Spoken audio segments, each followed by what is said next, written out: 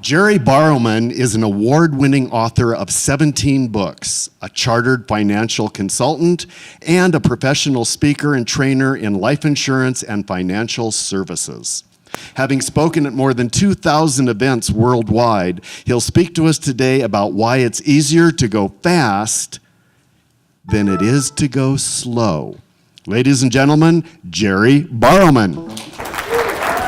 Thank you. Some time ago, my wife and I went to Boca Raton, Florida for an industry meeting.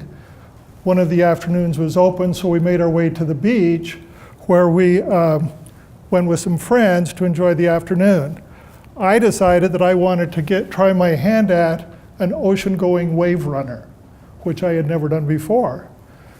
When I got to the front of the line, the fellow took a look at me. I weighed 80 pounds more than I do now, and he said, "Most of the people get in trouble just trying to get off the beach. The wave comes in, they don't have enough power, and the boat rolls to the side."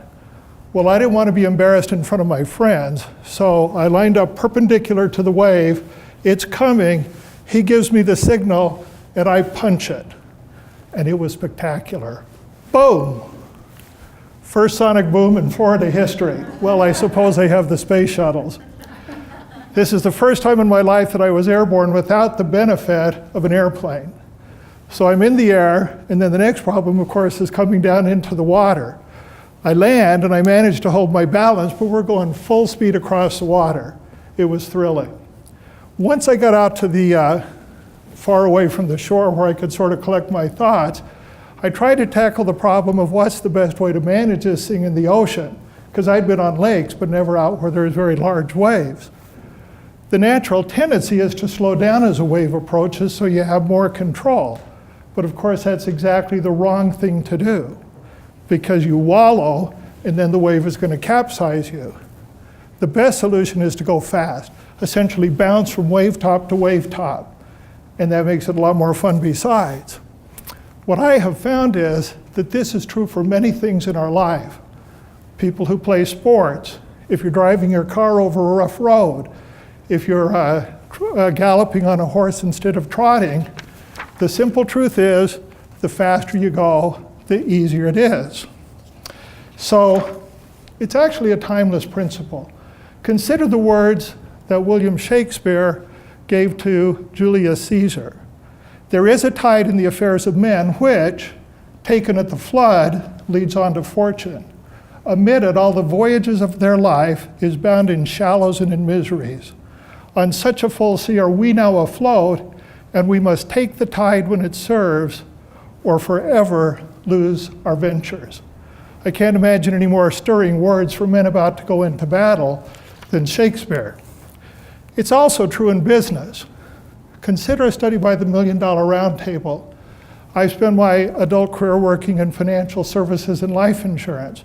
Now, I need to set the stage. Most people think that a young insurance agent starts out by selling a lot of policies to young families with dependent children, so the case rate is very high, but the commission per case is pretty low. And then as you mature in the business, you start working with higher net worth people, business owners, people with taxable estates, and so the average size goes up, but the number of cases go down. What they found was really interesting. Non-$1 Million Roundtable producers, which represent about 90% of those in the industry, sell on average 38 policies per year, 3 per month. And for that, they earn $50,000. $1 Million Roundtable producers sell 132 policies per year and earn about $112,000. So roughly 3 times more policies to double your income. The next increment's what's really fascinating. It's called court of the table, top 2%. These people sell 225 policies per year, and the income jumps to $318,000. And then the final step is top of the table, about 1 out of 1,000 producers, 280 policies per year, $800,000 average income. Do you see what happens as you fill your life full of activity?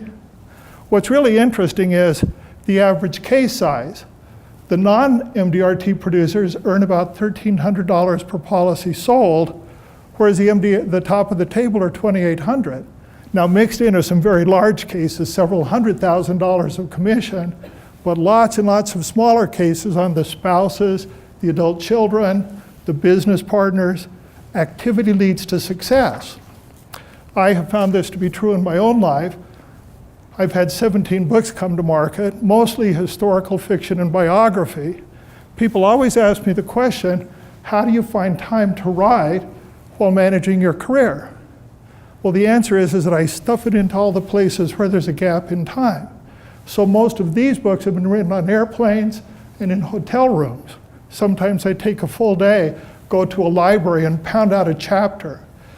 It's interesting, when you get really focused, you move into what some people call the zone. Consider the flow channel.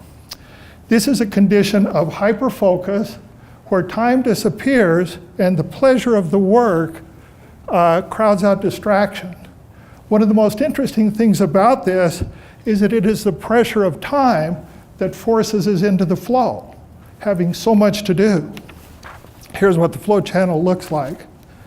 It's a perfect match between capacity and the challenge that we give ourselves. What happens if our capacity is great, but we don't challenge ourselves? That's called boredom. What happens if we give ourselves too great of a challenge relative to our training? That creates anxiety. So the goal is to match these two up.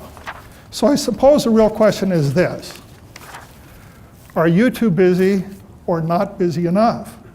How long since you've been in the flow channel? What activities capture your imagination today?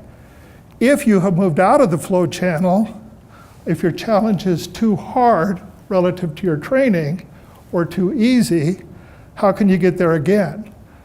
I would suggest, as a professional trainer, get the additional education you need. Hire a coach, get someone to help you bring those up. So the real question is this: how much effort is required to double your production, to quadruple it? The answer is probably not that much, at least as once you learn that, it is easier to go fast than it is to go slow.